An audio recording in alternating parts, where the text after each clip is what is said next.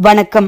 ஐயா சு. வெங்கடேசன் அவர்கள் எழுதிய வீரயுக நாயகன் வேல்பாரி பகுதி 46. விலங்கின் பாய்ச்சலை பின்னுக்கு தள்ளும் ஆற்றல் கொண்டது வேல்பாரியின் பாய்ச்சல். ஆனால் இன்று அதையும் விஞ்சும் வேகத்தை காடு பார்த்து கொண்டிருந்தது. பாரி வேட்டை தொடங்கியது. நானேற்ற துடித்து கொண்டிருந்த விரல்களை கட்டுப்படுத்த போராடினான் பாரி. கட்டுப்பாடுகளை எல்லா நேரங்களிலும் மனம் சிறப்பாக கையாள்வதில்லை. இரத்தக்கரை படிந்த கணத்தில் அதன் முடிவு எப்படி இருக்கும் என்பது ஊகத்துக்கு அப்பாற்பட்டது. அவன் நினைத்ததை விட விரைவாக இந்த இடத்துக்கு வந்து சேர்ந்து விட்டான். சிறு குன்றின் மறுபக்கத்தில் எதிரிகளின் வருகைக்காக காத்திருந்தான். வீரர்கள் இருவரும் ஆயத்த நிலையில் நின்றனர்.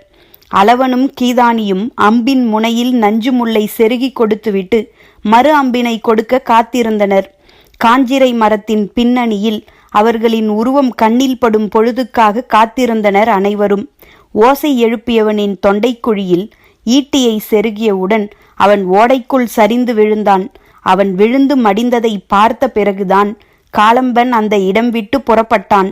ஓட்டத்தை நிறுத்தி ஓசை கேட்டு திரும்பியதும் அவனை தேடி தாக்கவும் அவன் இறந்துவிட்டானா என்பதை உறுதிப்படுத்தவும் காலம்பன் செலவழித்த நேரம்தான் பாரி முன்வந்து சேர கூடுதல் வாய்ப்பை உருவாக்கியது.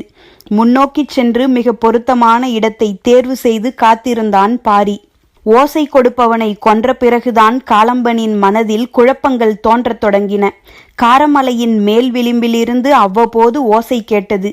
காலை நேரத்து உயிரினங்களின் ஓசை என்றே கவனம் கொள்ளாமல் விட்டுவிட்டோம். அவை அனைத்தும் மனிதர்கள் எழுப்பிய ஓசை என்றால் அவர்கள் யாருக்காக எழுப்பினார்கள்? இந்த ஓசை கேட்டு வரப்போகிறவர்கள் யார்? அல்லது ஆயத்த நிலையில் நிற்கப் போகிறவர்கள் யார்? நம்மீது தாக்குதல் தொடுக்க எந்த இடத்தை அவர்கள் தேர்வு செய்துள்ளனர் என்று அவன் சிந்தித்து கொண்டிருந்த போது பாரி தேர்வு செய்த இடத்தில் மிகச் சரியாக வந்து கொண்டிருந்தான் காலம்பன். வில்லில் இழுபடும் நான் விடுபடும் கணத்துக்காக காத்திருந்தது. வீரர்கள் இருவரும் பாரியின் தொடக்கத்தை எதிர்பார்த்திருந்தனர். வலது கையின் பிடரி நரம்பு முறுக்கேறிய போது விரல்களின் வலு இன்னும் கூடியது. ஆனாலும் முதன்மையாக ஓடிக்கொண்டிருக்கும் காலம்பனை நோக்கி பாரி அம்பினை எய்தவில்லை. அடுத்தடுத்து 3 முறை அம்பை எய்துவதற்கு ஏற்றாற்போல் எதிரிகளின் கூட்டம் தடுப்பேதும் இல்லாமல் முழுமையாக முன்னால் வரும் வரை காத்திருந்தான் பாரி. தனது தாக்குதல் இலக்குக்குள் எதிரி வந்த பிறகும் தாக்காமல் காத்திருக்க பயிற்சி கை கொடுப்பதில்லை. அங்கு கை கொடுப்பதெல்லாம் முழுமையையும் அழிக்க வேண்டும் என்ற வெறி மட்டும்தான். அடங்காத வெறி கொண்டு நிதானத்தை கை கொள்வது மட்டுமே மனம் பக்குவப்பட்டதன் உச்ச அடையாளம். அம்பின் முனை கண்ணிமை பொழுது கூட முன்பாய்ந்தோ பின்தங்கியோ சென்றுவிடக்கூடாது என்பதில் மிக கவனம் கொண்டிருந்தான் பாரி. குன்றின் மேடான பகுதியிலிருந்து சிறு ஓசை கேட்டு காலம்பன் திரும்பிய கணத்தில் அம்புகள் காற்றை கிழித்து கொண்டு வந்தன. தற்காத்து கொள்ள மரங்களோ பெரும் பாறையோ அற்ற வெறும் கொடிகள் மட்டுமே படர்ந்து கிடக்கும் இடத்தில் பாய்ந்து வந்த அம்பில் ஒன்று கூட இலக்கு தப்பவில்லை. 2வது அம்பை தொடுக்க எடுத்துக்கொண்ட நேரம் மட்டுமே எதிரிகளுக்கு கிடைத்த சிறு வாய்ப்பாக அமைந்தது. எதிர்பாராத தாக்குதலை எதிர்கொள்ள சில கணங்கள் தேவைப்பட்டன. கூட்டத்தின் தலைவன் யார் என்பது தெரியாவிட்டாலும் முன்னால் வருகிறவர்கள் சட்டென மறைந்து கொள்ள மரமோ பாறைகளோ இல்லை. ஆனால் பின்னால் வருகிறவர்களுக்கு அந்த வாய்ப்பு இருக்கிறது என முடிவு செய்த பாரி தாக்குதலின் முதல் இலக்காக கடைசியாக வந்து கொண்டிருப்பவர்களை குறிவைத்தான். தன்னுடைய தோள் பட்டையில் வந்து செருகிய அம்பை உருவி எடுத்தான் ஒருவன். சிறு விரல் நுனி அளவே அது உள்ளே போயிருந்தது. அம்பை தொலைவில் வீசியபடி சொன்னான், இது தைத்து நாம் வீழ்வோம் என நினைத்து போரிடுபவர்களை என்ன சொல்வது? அவர்கள் நம்மை கண்டுணர்ந்து நெருங்கிவிட்டார்கள். நாம் இந்த இடத்தை விட்டு விரைவாக அகல்வோம் என்று கத்தியபடி காலம்பன் ஓட்டத்தின் வேகத்தை கூட்டினான். மரமோ பெரும் பாறையோ அற்ற இந்த பகுதி அம்பு எய்தி தாக்குவதற்கு ஏற்றது. இதை விரைவில் கடக்க வேண்டும் என எண்ணிக்கொண்டிருந்த போது கால்களின் விசை இரட்டிப்பானது.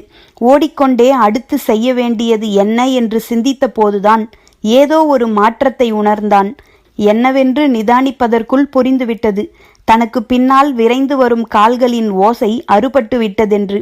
என்ன ஆனது என திரும்பி புதர் விலக்கி அந்த இடம் வந்தபோது அம்பு தைத்த அறுவர் மண்ணில் சாய்ந்து கிடந்தனர். மற்றவர்கள் மறைப்புகளில் அண்டியபடி சாய்ந்து கிடந்த ஒருவனின் முதுகில் இருந்த கூடையை எடுக்க முயன்றனர். அம்பு எய்துகிறவர்கள் உயரமான மிக பொருத்தமான இடத்திலிருந்து எய்துவதால் தப்பிப்பது கடினமாக இருந்தது.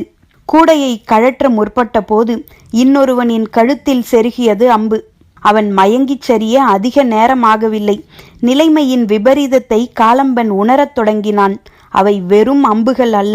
நஞ்சு தடவிய அம்புகள் கூட உடலை செயலிழக்கச் செய்ய நாள் கணக்கிலாகும். அதனினும் கொடும் ஆயுதம் கொண்டு தாக்குதல் நடக்கிறது.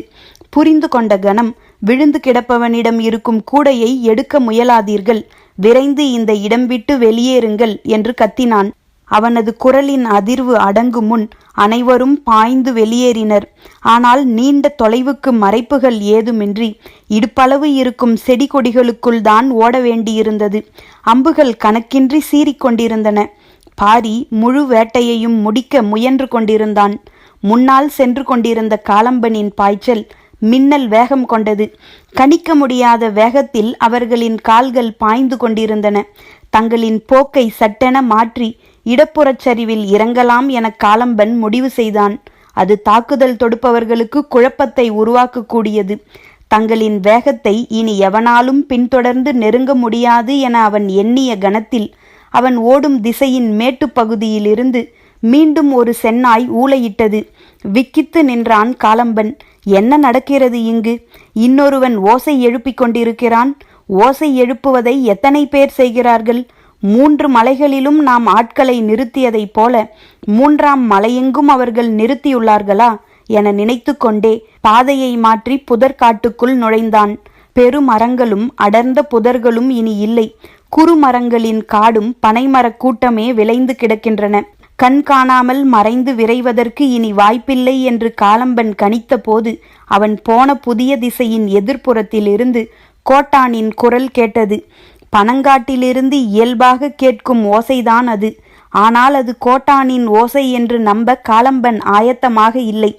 எந்த திசையும் அவர்கள் சூழ்ந்து விட்டார்கள் என்ற முடிவுக்கு போனான்.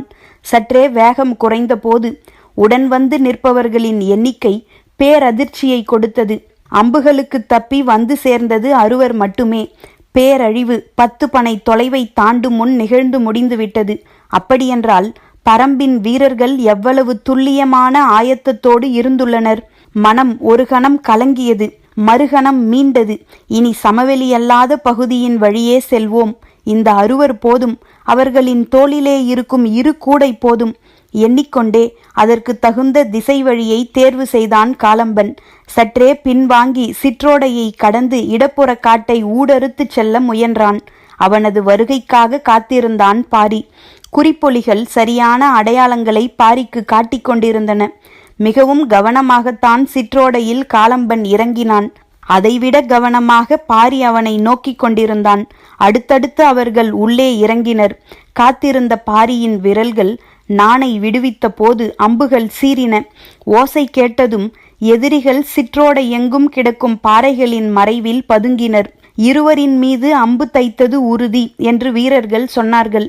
ஆனால் எல்லோரும் பாறையின் மறைவில் பதுங்கியதால் தாக்கப்பட்டவர்கள் எத்தனை பேர் என தெரியவில்லை. சற்றே விலகி அவர்களை எதிர்கொள்ளும் முகமாக கீழ் திசைக்கு போக முடிவெடுத்தான் பாரி. புதற்காட்டை கிழித்து கொண்டு ஓடைக்கரையோரம் ஓடின கால்கள். சரிபாதிக்கு மேல் வீழ்த்திவிட்ட மகிழ்வில் வீரர்களின் வேகம் பல மடங்கு அதிகரித்தது. பாரியின் கணிப்பையும் நுட்பத்தையும் வீரத்தையும் ஆவேசத்தையும் அருகிருந்து பார்க்கும் இந்த கணம் மற்ற 4 இணையற்றதாக இருந்தது. சிற்றோடையின் கீழ் திசைக்கு வந்ததும் பொருத்தமான இடத்தில் நின்று பார்த்தான் பாரி. தாக்கப்பட்ட இடத்தில் சரிந்து கிடந்த 2 தவிர வேறு யாரும் இல்லை. அதற்குள் எங்கே போனார்கள் என அவன் தேடிய போது கூவல் குடியினரின் ஓசை ஓடையின் மேல்புறத்தில் இருந்து கேட்டது. காலம்பன் தனது முடிவை மாற்றினான். தேவாங்கு விலங்கை எடுத்துச் செல்வதுதான் தனது நோக்கம். பரம்பின் மக்களை தாக்கி அழிப்பது தனது வேலை இல்லை என்று சொல்லி வந்த அவன் இப்போது வேறு சிந்தனைக்கு போனான். தங்களை நோக்கி தாக்குதல் தொடுப்பவர்களை அழிக்காமல் தங்களால் தேவாங்கு விலங்கை கொண்டு செல்ல முடியாது என்பது தெரிந்துவிட்டது. எனவே எதிர்த்தாக்குதல் நடத்தும் உத்தியை வகுத்தான். கூடையை சுமந்திருக்கும் 2 மலையின் சரிவொன்றில் பதுங்கி இருக்கச் செய்தான். மீதமுள்ள 4 தாக்குதலுக்கு ஆயத்தமாகினர். ஓடையின் மறுகரையில் உள்ள புதற்காட்டை கிழித்து தாக்குதல் தொடுப்பவர்களை தேடி அவர்கள் முன்னேறினர். பச்சை மலைத்தொடரில் ஏறத் தொடங்கி 10 நாள்கள் ஆகிவிட்டன. ஆனால் இந்த 10 நாள்களும் பதுங்கியே செயல்பட்டு கொண்டிருந்த அவர்கள் முதன்முறையாக தாக்குதல் தொடுக்கும் ஆவேசத்தோடு பீரிட்டு ஓடினர். காலம்பன் மரங்களை முறித்து கொண்டு முன்னகர்ந்தான். அவனது கண்ணில் படும் மனிதனை ஒற்றை கையால் ஒடித்தெறியும் வேகம் கொண்டான். சற்றும் எதிர்பாராமல் கூடையோடு மலைச்சரிவில் பதுங்கி இருப்பவர்களின் திசையிலிருந்து கூவலோசை கேட்டது. ஓடிக்கொண்டிருந்த காலம்பன் அதிர்ந்து நின்றான். சிற்றோடையில் இருக்கும்போது தங்களை தாக்கியவர்கள் இந்த மேட்டின் மீது நின்றுதான் அம்பு எய்தார்கள். அவர்களை தேடித்தான் அவன் போய்க் கொண்டிருந்தான். ஆனால் இப்போது தேவாங்கு விலங்குகளோடு இருப்பவர்களை நோக்கி ஆபத்து வரப்போகிறது என தெரிந்ததும் மீண்டும் அவர்களை நோக்கி திரும்பினான். கூவல் குடியினரின் ஓசை கேட்டதும் சிற்றோடையின் கீழ்ப்புறம் இருந்த பாரி அதை நோக்கி ஓடத் தொடங்கினான். காலம்பன் ஓடையின் வலப்புற புதர்களின் வழியேயும் பாரி ஓடையின் இடப்புற புதர்களின் வழியேயும் ஓடிக்கொண்டிருக்கும் போது ஓசை வந்த திசையை நோக்கி மலைக்கு மேலே இருந்து இணை சொல்ல முடியாத வேகத்துடன் கீழ் இறங்கிக் கொண்டிருந்தான் நீலன். ஓடையைச் சுற்றியே மீண்டும் மீண்டும் கூவல் குடியின் குரல் கேட்கிறது. அங்கு என்னதான் நடக்கிறது என்பது புரியாது தத்தளித்தான் பழையன். மலையின் சரிபாதிக்கும் கீழ் தந்தரைக்கு மிக அருகில்தான் அந்த இடம் இருக்கிறது. நாம் வீரர்களோடு அந்த இடம் போவோமா என தோன்றியது. ஒருவேளை வேறு வழியில் அவர்கள் கீழிறங்கி தப்பிக்க முற்பட்டால் என்ன செய்வது என்று சிந்தித்து மேலேறி போகும் திட்டத்தை கைவிட்டான். அவர்கள் இறங்க வாய்ப்புள்ள பகுதியை கணித்தபடி ஆயத்த நிலையில் இருந்தான் வேட்டூர் பழையன். இதுவரை இல்லாத சினம் காலம்பனின் மனதில் உருவேறியபடி இருந்தது. இந்த விலங்கை எடுத்துச் செல்லத்தான் எவ்வளவு இழப்புகளை சந்தித்து எவ்வளவு பெரிய முயற்சியை செய்துள்ளோம். அது வெற்றிகரமாக முடியப்போகும் இறுதி கட்டத்தில் முற்றிலும் எதிர்பாராத தாக்குதலை எதிர்கொள்ள வேண்டியதாகிவிட்டது. ஆனாலும் எந்த காரணம் கொண்டும் இந்த முயற்சியில் நாங்கள் தோற்க மாட்டோம். அதையும் மீறி நாங்கள் தோற்க நேர்ந்தால் எங்கள் அத்தனை பேரின் உயிரும் இந்த மலையில் மடிந்தாலும் எம்மில் ஒருவன் அந்த கூடையை சுமந்து பரம்பின் எல்லையை தாண்டி வெளியேறி போவதை தடுக்கும் வலிமை எவனுக்கும் இல்லை. காலம்பனின் நாடி நரம்புகள் எல்லாம் கனன்று கொண்டிருந்தன. எதிர்படும் பாறையை கையால் குத்தி நொறுக்கிவிடும் ஆவேசத்தோடு ஓடிக்கொண்டிருந்தான். சிற்றோடையின் இரு கரைகளிலும் பறவைகள் படபடத்து விலகிய போது இருவரும் உணர்ந்தனர் இணையாக ஓடிவரும் எதிரியை. தேவாங்கின் கூடை சுமந்து உட்கார்ந்திருப்பவர்களை நோக்கி பாரி விசை கொண்டு ஓடிய போது எதிரிகளின் ஈட்டி பாரியின் பின்னால் வந்து கொண்டிருந்த வீரன் ஒருவனை சாய்த்தது. ஓடையின் நாணல்களுக்கு இடையிலும் அம்புகள் இறங்கிக் கொண்டுதான் இருந்தன. காட்டின் தன்மையும் காற்றின் வேகமும் அறிந்து அம்பு எய்துவதில் பரம்பின் வீரர்களுக்கு இணை சொல்ல முடியாது. ஆனால் இந்த 2 குறிப்புகளையும் அறியாமலேயே எதிரிகள் எரியும் ஈட்டியின் வலிமை மரங்களை துளைத்து செல்லக்கூடியதாக இருந்தது. கூடையோடு பதுங்கி இருந்தவனை நோக்கி பாரியின் அம்புகள் பாய்ந்த போது எதிர் திசையில் ஓடி வந்து கொண்டிருந்த எதிரிகளின் மீது நீலனின் ஈட்டி இறங்கியது. மேலிருந்து வந்த வேகத்தில் இணையற்ற விசையோடு எரியப்பட்ட ஈட்டி எதிரியின் மார்பில் தைத்து அம்பினை போல் நின்றபோது அவர்கள் எரிந்த ஈட்டி பாரியோடு வந்து கொண்டிருந்த இன்னொரு வீரனின் மார்பை துளைத்து வெளியேறியது. சூழலை யாராலும் கணிக்க முடியவில்லை. பின்னால் வந்தவர்கள் பதுங்கினார்களா, விழுந்தார்களா, மறைந்தார்களா என காலம்பனால் கணிக்க முடியாததைப் போல பாரியாலும் கணிக்க முடியவில்லை. அளவனும் கீதானியும் ஓட்டத்துக்கு ஈடு கொடுக்க முடியாமல் தொலைவில் ஓடி வந்து கொண்டிருந்தார்கள். கூடையோடு பதுங்கிய இருவரின் மீதும் அம்புகள் பாய்ந்ததை காலம்பன் உறுதிப்படுத்திய போது தனக்கு பின்னால் வந்து கொண்டிருந்த 2 வீரர்களும் இல்லை என்பதை பாரி உணர்ந்து கொண்டான். காலம்பன் வெறியின் உச்சத்தில் இருந்தபோது அதனினும் மூர்க்கம் கொண்டிருந்தான் பாரி. அம்புகளற்று நின்றிருந்த பாரியை நோக்கி ஓடி வந்து கொண்டிருந்தனர் கீதானியும் அளவனும். மேலிருந்து ஈட்டியை பாய்ச்சிய வேகத்தில் நிலை தடுமாறி உருண்டு கொண்டிருந்தான் நீலன். உருளும் திசை பார்த்து பாரியும் காலம்பனும் கவனம் சிதறவில்லை. இருவரும் ஒருவரை ஒருவர் முதன்முறையாக நேர்கொண்டு பார்த்தனர். தன்னை நோக்கி ஓடி வந்து கொண்டிருக்கும் கீதானியின் பக்கம் திரும்பாமலே அவன் வரும் வேகத்தை கணித்து அம்பை வாங்க கையை நீட்டினான் பாரி. தனது முழு வேகத்தோடு வந்து கொண்டிருந்த கீதானி அம்பை பாரியிடம் நீட்ட முனைந்த போது அவனது முதுகை துளைத்து வெளியேறி கொண்டிருந்தது காலம்பன் எறிந்த ஈட்டி. ஒரு கணம் அதிர்ந்து நின்றான் பாரி. அம்பை தர முடியாத ஏக்கத்தோடு கீதானி மண்ணில் சரிந்து கொண்டிருந்த போது பின்னால் வந்து கொண்டிருந்த அளவன் தடுமாறி பள்ளத்தில் உருண்டு கொண்டிருந்தான். களத்தில் மிஞ்சி நின்றது காலம்பனும் பாரியும் மட்டுமே. விழுந்த இடத்திலிருந்து தலை நிமிர்ந்து நீலன் பார்த்தபோது அங்கு நடப்பது எதுவும் புரியவில்லை. அவன் வீழ்ந்த பள்ளத்திலிருந்து மேலேறும் முன் பாறைகளும் மரங்களும் ஒன்றுடன் ஒன்று மோதி நொறுங்குவதைப் போல் உணர்ந்தான். பாரி இங்கு எப்படி வந்தான்? யார் அந்த எதிரி? என்ன நடக்கிறது? எதுவும் புரிபடவில்லை. பள்ளத்தில் இருந்து வேரினை பிடித்து மேலேறி வந்த நீலனின் கண்களில் இருவரும் தென்படவில்லை.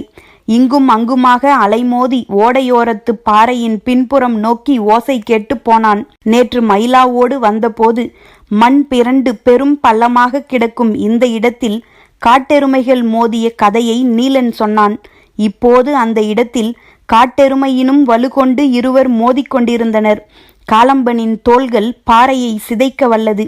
பாரியின் தோள்களோ பாறை கொண்டும் சிதைக்க முடியாதது. இரண்டும் ஒன்றுடன் ஒன்று நேர்கொண்டு மோதிச் சரிந்தன. காட்டெருமைகளின் ஆற்றல் கொம்புகளில் இல்லை, அவற்றிலும் வலிமையான முன்னெற்றியின் குமிழ்தான். அதே குமிழ்கள் பிடரியோடு சேர்ந்த முன்மார்பில் இறுகியிருந்தது. மோதும் வேகமும் ஓசையும் காடு அதிரச் செய்தன. காலம்பன் தனது எதிரியின் உடலை இரு கூறாக்க முற்பட்ட போது எதிரியும் அதற்குத்தான் முயல்கிறான் என்பதை உணர்ந்தான்.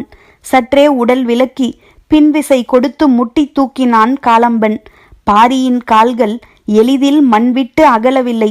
நிலத்தில் வேர் ஊன்றுவதைப் போல ஊன்றி நிற்கும் பாரியை அவ்வளவு எளிதில் காலம்பனால் அசைத்து எடுத்துவிட முடியவில்லை. காலம்பனின் தோள்கள் மிகவும் விரிந்தவை, உறுதியிலும் உயரத்திலும் ஒப்பிட முடியாதவை. பாரியை அப்படி சொல்லிவிட முடியாது.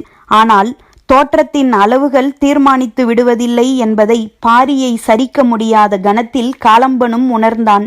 இருவர் சமநிலையில் மற்போர் புரியும் போது இணைதலும் விலக்குதலும் மரபன்று. நீலன் திகைத்து நின்றான். முன்காலால் மண்ணை தொடர்ந்து வாரி எடுத்து பெரும் பள்ளத்தை உருவாக்கி வைத்திருந்தன காட்டெருமைகள். கொம்புகள் முட்டி தூக்கி வீசியதால் சிதறிய மண்கட்டிகள் எங்கும் கிடந்தன. ஆனால் அதனினும் பெரும் பள்ளமும் மண் சிதறலும் நிகழ்ந்து கொண்டிருந்தன. மூர்க்கம் கொண்டு மோதுவதற்கு உருவேறி இருக்கும் வெறியே அடிப்படையாகிறது. இவ்வளவு பெரும் வீரர்களோடு காட்டை கிழித்து உள் நுழைந்து தேவாங்கை கைப்பற்றி வெளியேறப்போகும் கடைசி பொழுதில் மரித்து அழிக்கும் இவனின் உயிர் எடுக்காமல் விடேன் என்று மண் பிளப்பதைப் போல் அடித்து நகர்த்தினான் காலம்பன். பரம்பின் குல அடையாளத்தை கைப்பற்றி 3 மலை கடந்து உயிர் பல சிதைத்து காரமலையின் கரை தொட நினைக்கும் இவனின் எலும்பு கொண்டு இந்த இடம் அகழ்ந்து கீதானியை அடக்கம் செய்ய குழி அமைப்பேன் என்று மனதுக்குள் முழங்கினான் வேல்பாரி. காட்டெருமைகளின் குணங்கள் மாற்ற முடியாதவை. ஒன்றுடன் ஒன்று மோதி எதிரியின் மரணம் பார்த்துத்தான் களம் விட்டு அகலும். அது எத்தனை பகல் எத்தனை இரவானாலும் பின்வாங்காது. பாத குழம்பிலிருந்து உச்சிக்கொம்பு வரை அடங்கா சினம் தேங்கி நிற்கும். அந்த சினமே கிழிப்படும் மேல் தோளினை தனது கொம்பு கொண்டு கூடுதலாக கிழித்து தனக்குத்தானே வெறியேற்றி கொள்ளச் செய்யும். இருவரும் அதனையே செய்தனர். சோர்வும் தளர்வும் நெருங்காத வண்ணம் உள்ளுக்குள்ளிருந்து ஆத்திரத்தை ஊதி பெருக்கிக் கொண்டனர். எதிரியை சாய்க்கக்கூடிய வேலை நீடிப்பதை ஒருவராலும் பொறுத்து கொள்ள முடியவில்லை. 2 முறை காலம்பனின் அடித்தொடையின் பின் நரம்பு பாரிக்கு வசப்பட்டது. அதில் சுழித்து அடித்தால் சரிவானவன். ஆனால் மற்போரில் அதை செய்யக்கூடாது என மனதை திசை மாற்றினான் பாரி. காலம்பனின் இடுப்பில் கட்டியிருந்த ஆடையின் தடித்த சரடுக்குள் கழுத்தினில் இறக்கக்கூடிய குத்துக்கோல் இருந்தது. சட்டென அதை எடுத்து எதிரியின் தோளிலே இறக்கும் வாய்ப்பு வந்த கணம் காலம்பன் தன்னையே அவமானமாக கருதினான். எனது வீரத்தை எனது கையால் சிதைக்கும் செயலை விட நான் மரணத்தையே தழுவுவேன் என்று உறுதி கொண்டான். அவனது எண்ணம் அந்த உறுதி ஏற்கும் கணம் பாரியின் எதிர்பாராத தாக்குதலில் தூக்கி அடிக்கப்பட்டான்.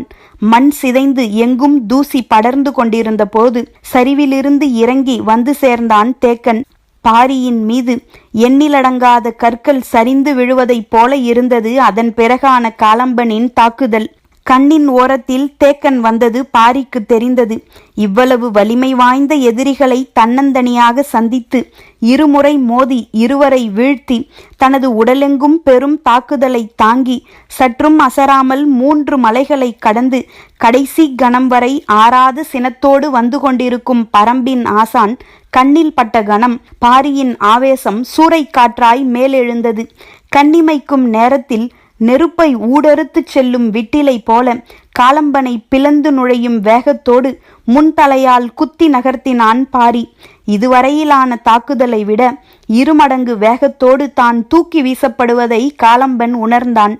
தனியொரு வீரன் தன்னை முட்டிச் சாய்க்கும் வீரத்தோடு இருப்பதை முதன்முறையாக உணர்ந்த காலம்பன் அதே முன்தலை முட்டின் வழியே விலா எலும்பை நொறுக்கி அவனது வீரத்துக்கு கைமாறு வழங்க வேண்டும் என்ற வெறி கொண்டபடி மண்ணில் விழுந்த வேகத்தில் புரண்டு எழுந்தான்.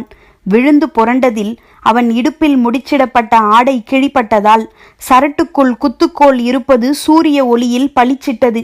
அதை பார்த்த கணத்தில் தேக்கன் கத்தினான். பாரி, மோதுவதற்காக அவன் அருகில் செல்லாதே, குத்துக்கோள் மறைத்துள்ளான் என்று கத்தியபடி தனது இடுப்பில் இருந்த குருவாலை தூக்கி வீசினான். வெறிகொண்ட பாரியின் கண்கள் காலம்பனையே பார்த்து கொண்டிருந்தன.